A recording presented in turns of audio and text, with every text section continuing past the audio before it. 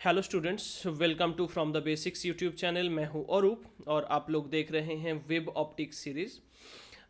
यहाँ पे हम आज डिस्कस करेंगे योंग्स डबल स्लिट एक्सपेरिमेंट के बारे में। हम छोटा छोटा टुकड़े पे इस वेब ऑप्टिक्स को डिवाइड करके धीरे धीरे पढ़ रहे हैं। सारा वीडियो का लिंक डिस्क्रिप्शन बॉक्स में मिल जाएगा, web optics and other related videos का। तो अगर कुछ इसमें मतलब डाउट होता है तो ऑब्वियसली कमेंट सेक्शन पे कमेंट करना। आज हम इसको पूरा इन डिटेल समझेंगे कि कैसे इसका डेरिवेशन होता है। लास्ट क्लास को अगर कोई मिस किए थे उसके लिए रिकैप मैं थोड़ा सा दे रहा हूँ, लेकिन फिर भी उस क्लास को देख लेना, नहीं तो बहुत सारा इंटरेस्टिंग चीज़ छूट जाएगा। वहाँ पे इतना कॉन्सेप्ट पे, हाँ थोड़ा वीडियो लेंदी है, ठीक है, थोड़ा 27-28 मिनट का के आसपास है, लेंदी है, लेकिन इतना मतलब इंफॉर्मेटिव वीडियो है वो। अगर एक बार देख लोगे तो वेब ऑप्टिक्स का इंटरफेरेंस पैटर्न पार्ट पे एटलीस्ट कोई डाउट नहीं रहेगा कि कैसे ब्राइट होता है, कैसे डार्क होता है, कैसे पाथ डिफरेंस होता है, इंटेंसिटी कैसे डिफाइन होता है, ठीक है, ब्राइट फ्रिंज का इंटेंसिटी कितना होगा, डार्क फ्रिंज का कितना होगा, सारा कुछ उस वीडियो पे मिल जाएगा तुम लोगों को। आज हम इसमें जो डिस्कस करेंगे उसमें इंटेंसिटी थोड़ा ओवरव्यू दे देते हैं। देखो, इंटेंसिटी का इस YDAC पे कोई काम नहीं है, योंग्स डबल स्लिट एक्सपेरिमेंट पे। इस पे किस चीज़ का काम है? इसमें जो मैक्सिमा का कंडीशन है या मिनिमा का कंडीशन है, मतलब ब्राइट फ्रिंज कहाँ पे होगा उसको मैक्सिमा कंडीशन बोलते हैं, जहाँ पे डार्क फ्रिंज होगा उसको मिनिमा कंडीशन बोलते हैं। तो मैक्सिमम इंटेंसिटी है ना, इसलिए मैक्सिमा बोलते हैं इसको, ठीक है। तो उसका कंडीशन है कि फेज डिफरेंस को होना चाहिए 2n पाई। देखो ये क्यों है, कैसा कैसे आया, ये पूरा उस वीडियो पे है, डिस्क्रिप्शन पे या आई बटन पे लिंक मिल जाएगा। एंड देखो, पाथ डिफरेंस इसमें होना चाहिए इन लैम्डा। और अगर मिनिमा कंडीशन है, मतलब डार्क फ्रिंज जहां पे होगा, उसके लिए कंडीशन है कि 2n+1 इंटू पाई। एंड इसमें डेल्टा एक्स का वैल्यू क्या होगा, that is 2n+1 into lambda by 2, जहां पे for both the cases n starts from 0 0 1 2 3 करके करके करके करके वो जाएगा, ठीक है। तो इस तरीके से इस कंडीशन को हम इस एक्सपेरिमेंट पे यूज करेंगे। देखो यहाँ पे ना यंग्स डबल स्लिट एक्सपेरिमेंट का थोड़ा हिस्ट्री पढ़ते हैं, मतलब थोड़ा हिस्ट्री को बोलते हैं। देखो ये बहुत इंटरेस्टिंग है, ठीक है, जब तक ना बोलूं तब तक ये समझ नहीं आएगा। देखो यंग्स डबल स्लिट एक्सपेरिमेंट जो है ये इंटरफेरेंस पैटर्न के लिए ही बना, मतलब मेनली ये है, ठीक है, इंटरफेरेंस। तो इंटरफेरेंस पैटर्न जो है ये कब मिलता है, और ये पैटर्न बहुत अच्छा पैटर्न है। इसलिए अच्छा है क्योंकि एकदम क्रिस्टल क्लियर दिख जाएगा कि यहाँ पे सच में ब्राइट है, डार्क है, ब्राइट है, डार्क है, ऐसे करके पूरा पैटर्न्स दिख जाएगा, ठीक है। तो इंटरफेरेंस पे क्या होता है, ब्राइट फ्रिंज जो है होता है वो टोटली ब्राइट होता है, ठीक है, उसमें कोई अंधेरा नहीं रहता, ब्लारीनेस नहीं रहता। जो डार्क होता है वो कंप्लीटली एकदम ब्लैक कलर, मतलब डार्क ही होगा, उसमें कोई दूसरे जगह से लाइट नहीं आएगा। अगर तुम एकदम पूरा डार्क रूम पे एक्सपेरिमेंट करते हो तो ऐसा ही होगा, ठीक है। तो इसका हिस्ट्री क्या है कि इसमें कंडीशन है कोहेरेंट सोर्स की जरूरत है। इंटरफेरेंस का पहला कंडीशन कि कोहेरेंट सोर्स की नीडेड है, कोहेरेंट सोर्स, ठीक है। टू जो दो सोर्सेस होंगे उसको कोहेरेंट होना जरूरी है, कोहेरेंट नहीं होगा तो नहीं चलेगा, ठीक है। तो ये चीज पहले पता नहीं था। साइंटिस्ट ग्रीमल्डी करके एक नाम है, ठीक है, ग्रीमल्डी। उन्होंने क्या किए थे, उन्होंने एक्सपेरिमेंट किए थे। उस टाइम पे वैसे ज़्यादा कुछ नहीं था। उस टाइम पे सूरज का जो रोशनी है, सन का रोशनी जो है, उसको यूज़ करके, सनलाइट को यूज़ करके कोशिश किए थे इस इंटरफेरेंस पैटर्न को पाने की। लेकिन वहाँ पे प्रॉब्लम ये था, उन्होंने डायरेक्टली सनलाइट को दो छेद के थ्रू पास किए थे, ठीक है, दो छेद के थ्रू पास किए थे। किसको? सनलाइट को। पास करने के बाद एक स्क्रीन रखे थे और सोचे थे कि हम लोग ये उनको ये मिल जाएगा, पैटर्न मिल जाएगा इंटरफेरेंस, लेकिन मिला नहीं। क्यों नहीं मिला? क्योंकि ये दोनों जो सोर्स उन्होंने रखे थे, दोनों का हो सकता है कि डायमीटर में गड़बड़ था, हो सकता है कि उसका मतलब जो इस मतलब दो वेव का जो इंटेंसिटी का मैटर नहीं है इसमें, वेवलेंथ हो सकता है, ठीक है, मतलब कुछ कुछ प्रॉपर्टीज जो हैं वो सेम नहीं था। कौन कौन सा प्रॉपर्टी हो सकता है? फ्रीक्वेंसी हो सकता है, हमारा फेज डिफरेंस चेंज हो रहा है, ऐसे हो सकता है, ठीक है, बहुत कुछ हो सकता है। फेज डिफरेंस चेंज तो होगा ही, क्योंकि मान लो सूरज से जब रोशनी आ रहे हैं तब अगर बीच में कुछ पड़ जाए, कुछ अगर मान लो एक मतलब हवा चल गया उसमें, ठीक है। तो उसमें क्या होगा, उसका जो एक्चुअल फेज था वो उस फेज पे अब आएगा नहीं। दोनों लाइट सोर्स कॉन्टिन्यूअस होगा तब ना फेज डिफरेंस कॉन्टिन्यूअस मिलेगा, नहीं तो चेंज हो जाएगा फेज। बीच में अगर कोई रोक देते हैं, बीच में अगर मान लो कि कोई एक ग्लास स्लैब रख देते हो तो फेज डिफरेंस आ जाता है, उसमें पाथ डिफरेंस आ जाता है, पाथ डिफरेंस से ही फेज डिफरेंस आता है। तो सेम अगर मान लो एआर का डेंसिटी बहुत हाई हो गया, एआर का डेंसिटी बहुत हाई हो गया, तो क्या होगा, उसमें फेज डिफरेंस आ जाएगा। तो इसलिए सक्सेसफुल नहीं हुए थे, क्योंकि ये सोर्सेस कोहेरेंट नहीं था। कोहेरेंट होने के लिए कंडीशंस क्या क्या था हम बताए थे, वीडियो देख लेना उसमें, ठीक है। तो कोहेरेंट सोर्स होना जरूरी है इसमें। उन्होंने इस फेलियर के बाद कुछ सालों बाद साइंटिस्ट योंग इसको दोबारा करने की कोशिश किए थे, लेकिन उसमें फर्स्ट जो एक्सपेरिमेंट उन्होंने किए थे साइंटिस्ट योंग, उसमें पिन होल्स का इस्तेमाल किए थे। पिन होल्स, और देखो पिन होल और स्लिट के बीच में एक डिफरेंस है। क्या डिफरेंस है सर? तो पिन होल जो है ना, एक बहुत छोटा सा होल होता है, मतलब सर्कुलर शेप हो सकता है, कुछ रेक्टेंगुलर शेप हो सकता है, छोटा बहुत छोटा पिन होल होगा बस। लेकिन जो स्लिट होगा ना, मान लो ये एक प्लेट है, इस प्लेट पे अगर पिन होल की बात करें तो ये छोटा सा एक होल हो गया, ये पिन होल है। लेकिन स्लिट मतलब कुछ ऐसे होगा, ठीक है, इस तरीके से। ये जो पोर्शन है, ये पूरा इस पोर्शन के थ्रू लाइट पास कर सकते हैं। तो स्लिट के थ्रू ज़्यादा लाइट पास होगा एंड पिन होल के थ्रू कम लाइट पास होगा, और कुछ नहीं। इंटेंसिटी दोनों का कम ज़्यादा होगा, ठीक है। ब्राइटनेस थोड़ा ज़्यादा कम होगा। अब पिन होल को लेके उन्होंने पहले एक्सपेरिमेंट किए थे। क्या किए थे? पिन होल एक लिए थे, एक थोड़ा बड़ा पिन होल लिए थे, और इस पिन होल का जो ये था वो of the order of wavelength का था, ठीक है।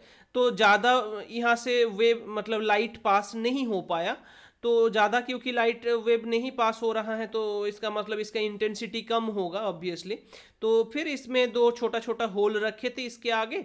तो ये जो है इसको क्यों रखा गया था, साइंटिस्ट ग्रिमल्डी इसमें फेलियर इसलिए थे क्योंकि उनका सोर्सेस कोहेरेंट नहीं था।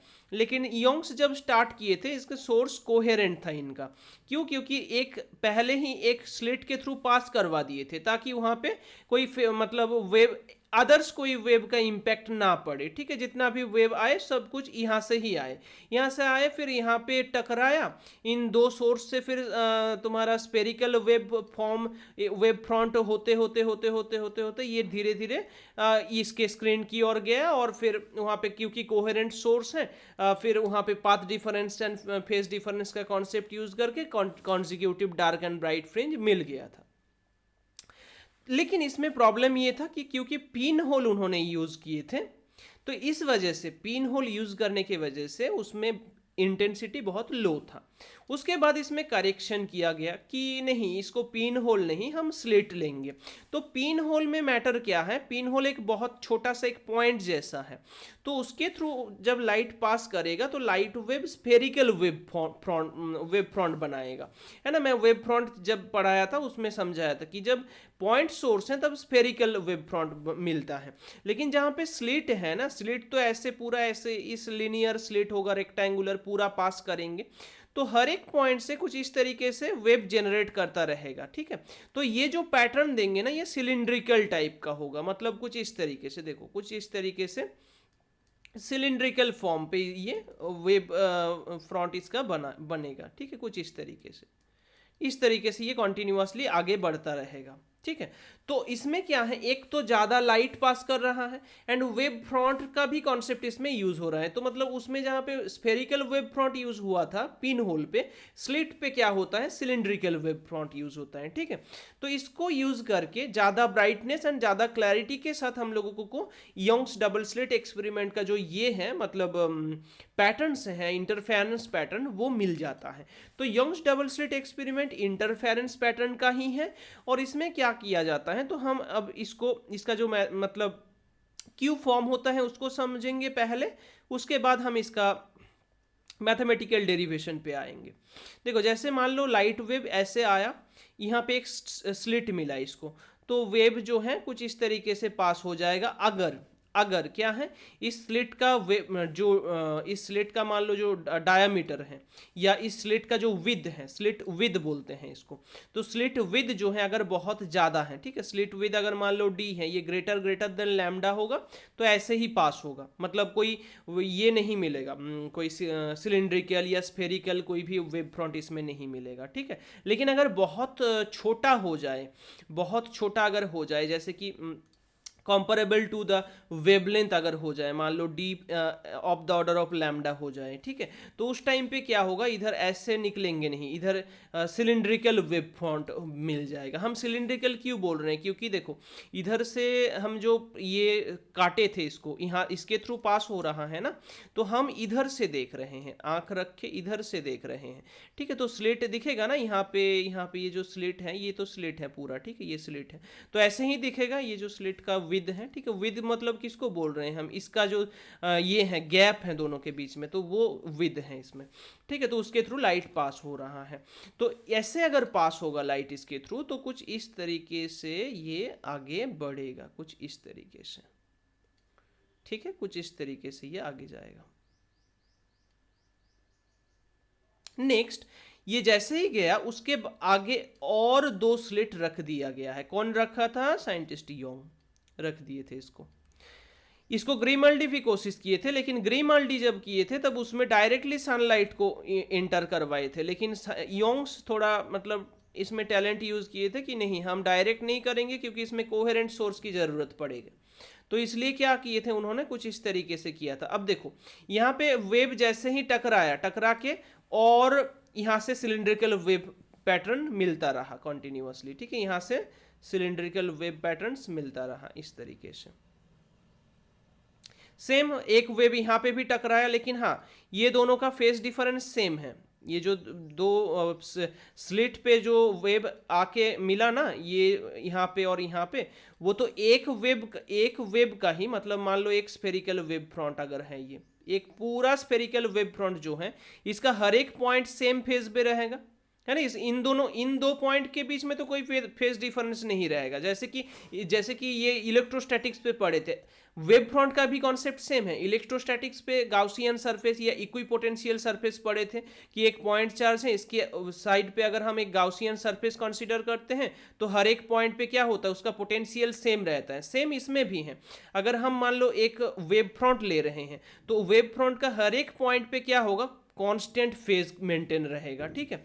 तो इसलिए ही इसमें जो एक वेब अगर ऐसा हुआ, इस वेब से जो वेब फिर से वेब फ्रंट बना, इस वेब से जो सेकेंडरी वेब फ्रंट्स फिर से बना, वो क्या हो रहा है, वो इन फेज में है या फिर आउट ऑफ फेज में है, ठीक है, लेकिन कांस्टेंट फेज डिफरेंस को मेंटेन करते हुए वो क्रिएट हो रहा है, ठीक है। अब आगे बढ़ेगा, बढ़ के कहाँ क्या होगा, इसमें मीट कर जाएगा, ठीक है, ये स्क्रीन पे, तो स्क्रीन पे आके ये सारा वेव्स मीट करेंगे। तो देखो जहाँ पे हम ये जो मार्क कर रहे हैं ना, जो व्हाइट कलर का दिख रहा है वो ब्राइट है, और जहाँ पे कुछ नहीं है, मतलब इन दोनों के बीच में जहाँ पे गैप दिख रहा है ब्लैक कलर का, ये ब्लैक कलर वैसे ज़्यादा मोटा है, इसमें थिक है, लेकिन वो डार्क फ्रिंज को इंडिकेट कर रहा है, ठीक है। जैसे यहाँ पे भी सेम, ये जो मैं ये कर रहा हूँ, मतलब ड्रॉ किया हूँ, इसमें बेसिकली ये जो पोर्शन है, ठीक है, ये ऐसा है, देखो ये अगर मान लो एक वेब है, ठीक है, तो मैक्सिमा को, जो मैक्सिमा है ना, उसको हम इस वेब फ्रंट से इंडिकेट कर रहे हैं, ठीक है, ये मैक्सिमा को इंडिकेट कर रहे हैं। सेम अगर मान लो कुछ वेब ऐसे जा रहा है, इस तरीके से जा रहा है, तो इसमें जो मैक्सिमा पॉइंट को टच करते हुए लाइंस जाएगा, मैक्सिमा पॉइंट्स को, जैसे इसको मान लो, इसको एंड इसको टच करते हुए जो जा रहे हैं मैक्सिमा पॉइंट्स को, ये वेब फ्रंट बन जाएगा, ठीक है।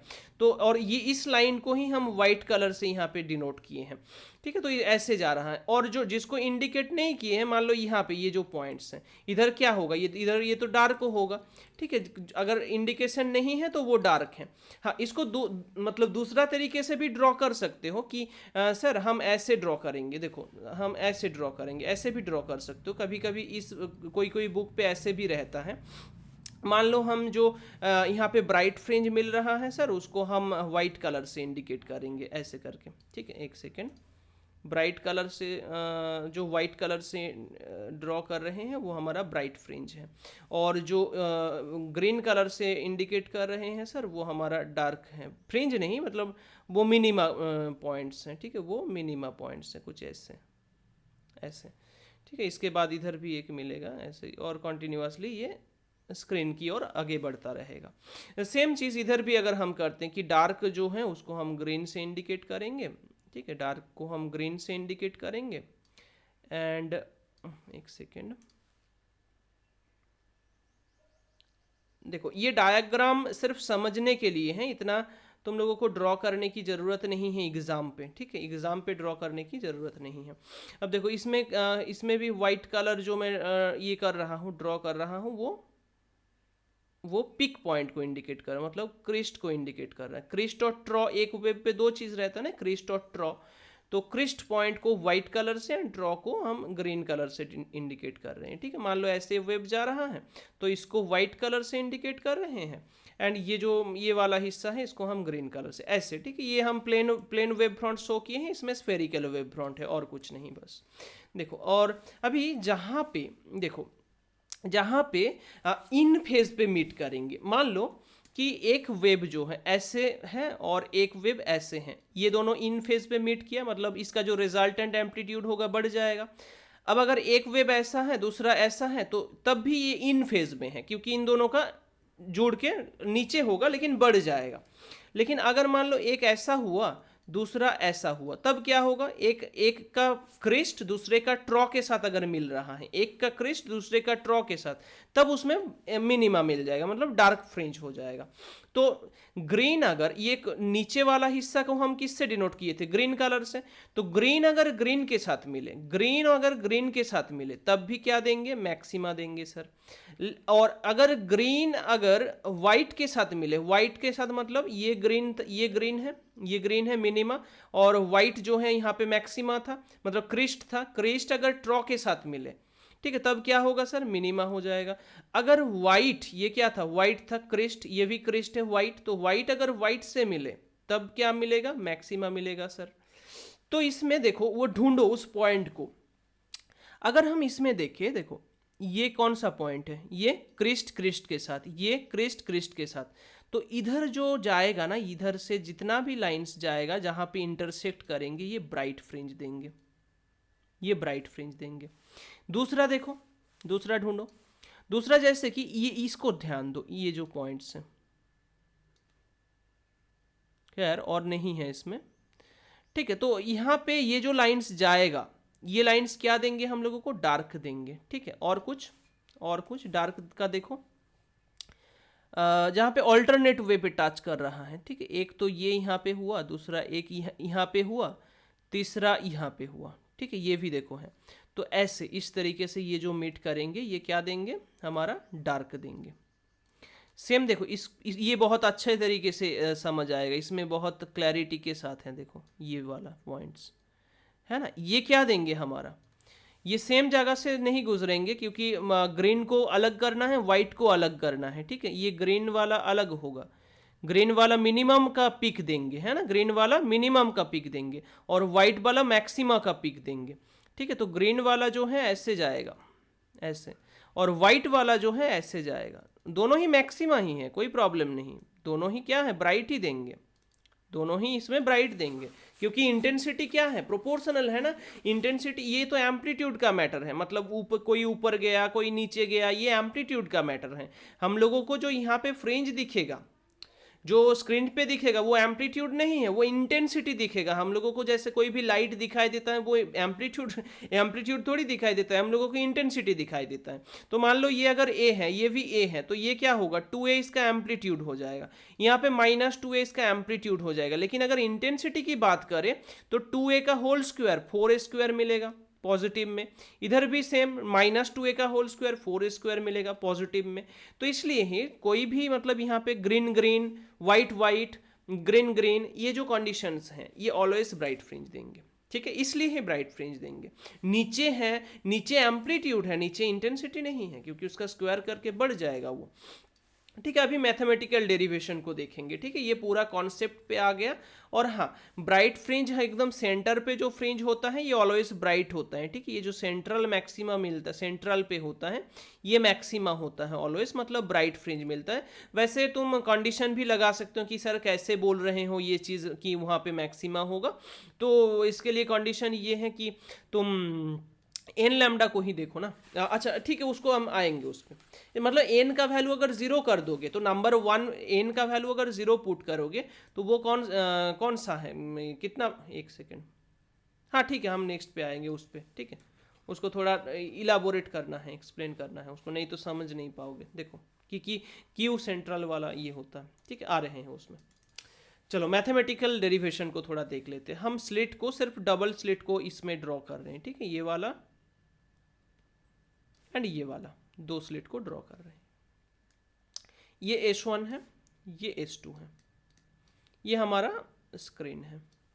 यहाँ से जाएगा इस पॉइंट तक, यहाँ से जाएगा इस पॉइंट तक, ओह सॉरी, यहाँ से जाएगा इस पॉइंट तक।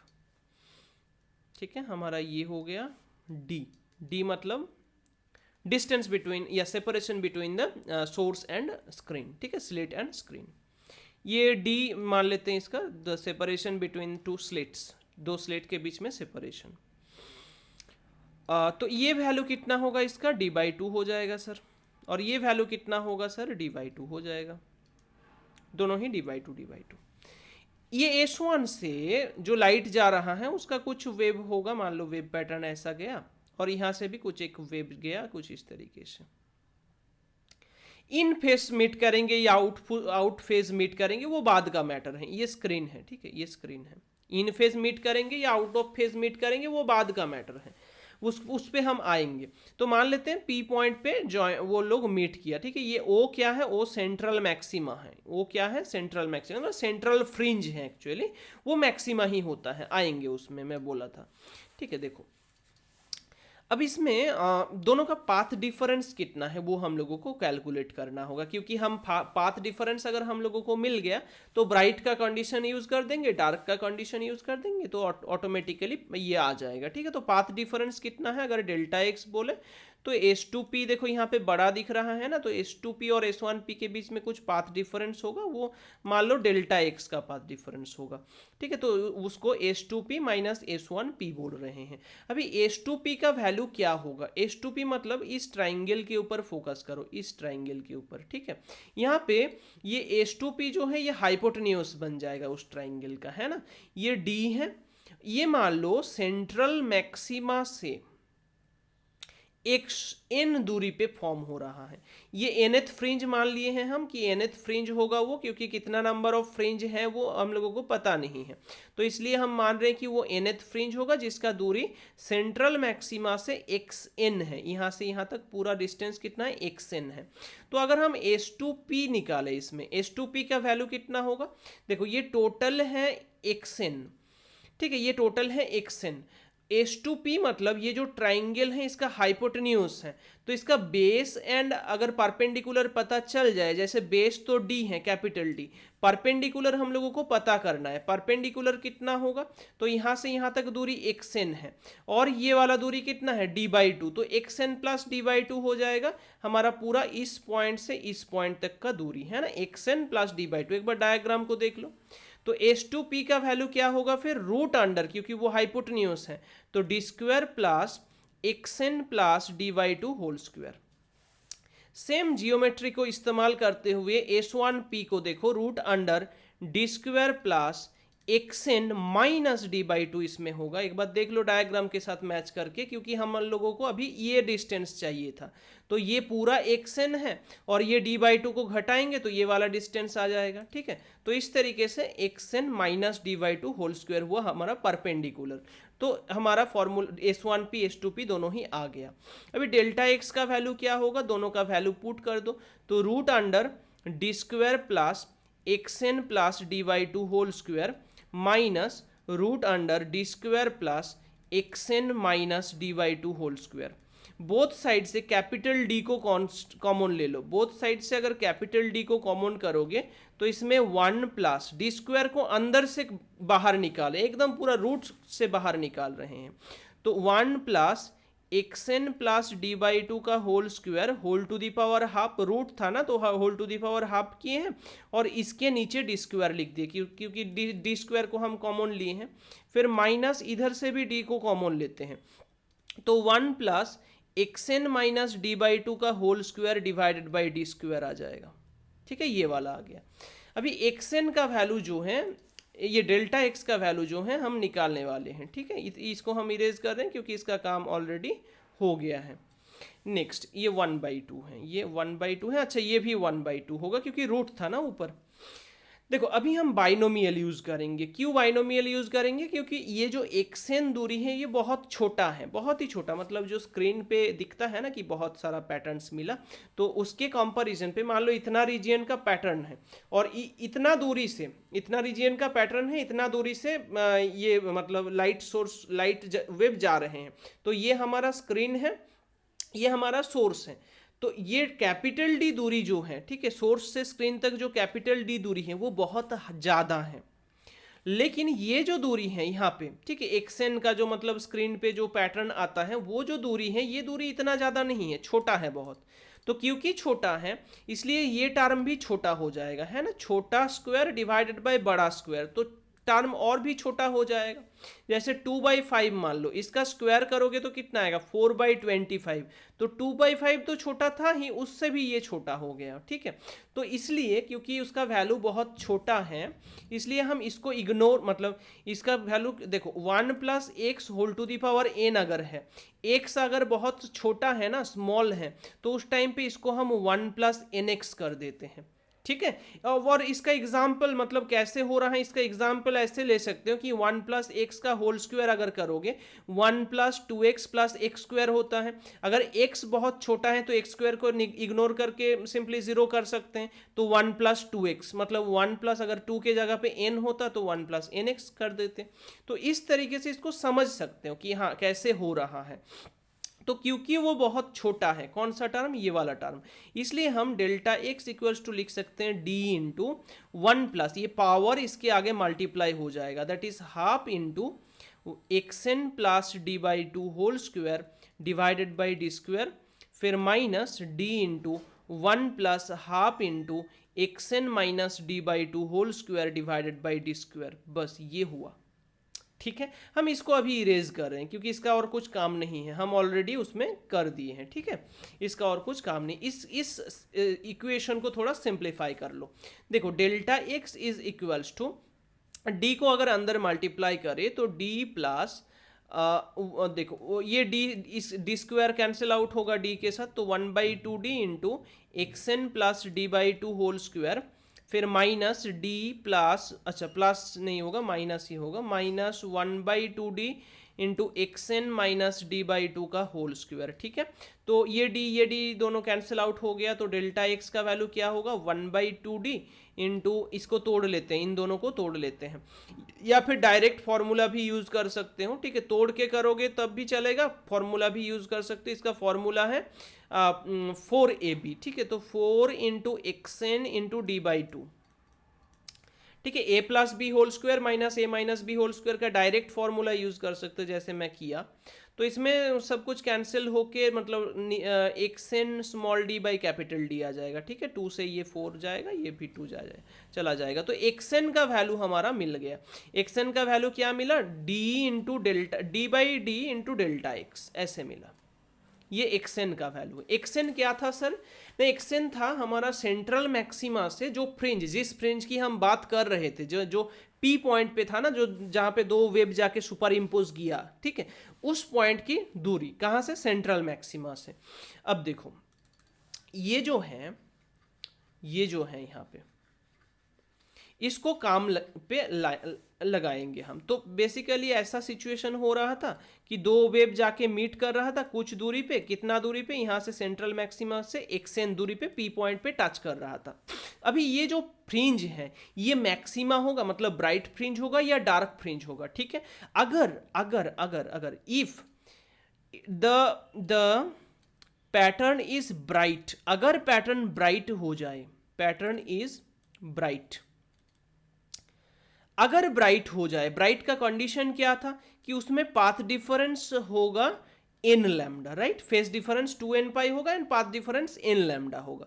तो हम यहाँ पे xn का वैल्यू हम लोगों को क्या मिलेगा, that is d by D into N lambda, that is xn equals to n d lambda by small d। ये this is the condition for क्या है, फॉर ब्राइट फ्रिंज, ठीक है, ब्राइट फ्रिंज का कंडीशन है। सेम तरीके से हम अगर मान लो फॉर डार्क फ्रिंज देखते हैं, फॉर डार्क फ्रिंज अगर देखते हैं, डार्क फ्रिंज में डेल्टा एक्स का वैल्यू क्या होता है sir, that is 2n plus 1 into lambda by to, lambda by two का ऑड मल्टीपल होता है उसमें। तो xn का वैल्यू क्या हो जाएगा सर, तो xn का फॉर्मूला क्या था, xn equals to D by D into delta x था, तो डेल्टा एक्स मतलब 2n plus 1 into lambda by two, ठीक है। बस इसमें जो आया वो ही आंसर है, xn equals to 2n plus 1 into D lambda by 2d। बस ये डार्क फ्रिंज के लिए है, मतलब मिनिमम इंटेंसिटी के लिए। बस यंग्स डबल स्लिट एक्सपेरिमेंट यही तो है। देखो जितना हम इससे पहले डिस्कशन किए हैं, लग सकता है कि सर क्या उल्टा सीधा बक रहे हैं, है ना, उल्टा सीधा बात बोल रहे हैं, लेकिन उल्टा सीधा नहीं, अगर तुम नीट जेई भी का भी देख रहे हो ना, तो ये वीडियो पूरा तुम्हारे लिए हेल्पफुल होगा, ठीक है। हाँ, हो सकता है वीडियो लेंदी हो गया है, तो इसलिए मैं उसमें ये डिस्क्रिप्शन पे पूरा टाइम फ्रेम दे देता हूँ कि कहाँ से मेन टॉपिक स्टार्ट होता है, तो वहाँ पे डायरेक्टली क्लिक करके तुम पहुँच सकते हैं उस जगह पे, ठीक है। अगर जिसको मान लो सिर्फ मैथमेटिकल जो डेरिवेशन है वो चाहिए, तो वो वहाँ पे जाके टच कर सकते हैं उसको, उस टाइम फ्रेम को टच करेंगे तो डायरेक्टली उस पॉइंट पे आ जाएंगे, वहाँ से मेन टॉपिक स्टार्ट होगा। तो पूरा वीडियो देखने की ज़रूरत नहीं है, जिसका जितना नीड है वो उतना देख सकते हैं, ठीक है। तो देखो मैक्सिमम मतलब ब्राइट फ्रिंज का कंडीशन है कि मान लो xn, ये जो पॉइंट है, ये दूरी है, इस पॉइंट को अगर ब्राइट होना है तो इतना इसका ये होना चाहिए, xn equals to N D lambda by D होना चाहिए। अगर डार्क है तो 2n plus 1 D lambda by 2d ये होना चाहिए। तो इस तरीके से डार्क फ्रिंज ब्राइट फ्रिंज का कॉन्सेप्ट यूज कर सकते हो, ठीक है। हम नेक्स्ट क्लास पे थोड़ा फ्रिंज विद के बारे में डिस्कस करेंगे, वो इतना लेंदी नहीं होगा, इतना मतलब लेंदी वीडियो नहीं होगा, तो बहुत छोटे में हम उसको डिस्कस कर देंगे। अगर कुछ डाउट हुआ होगा इस टॉपिक पे तो कमेंट सेक्शन पे कमेंट करना, और अगर वीडियो पसंद लगा हो तो वीडियो को like and share and subscribe करना इस चैनल को, ठीक है। Okay, thank you for watching this whole video. Okay, thank you.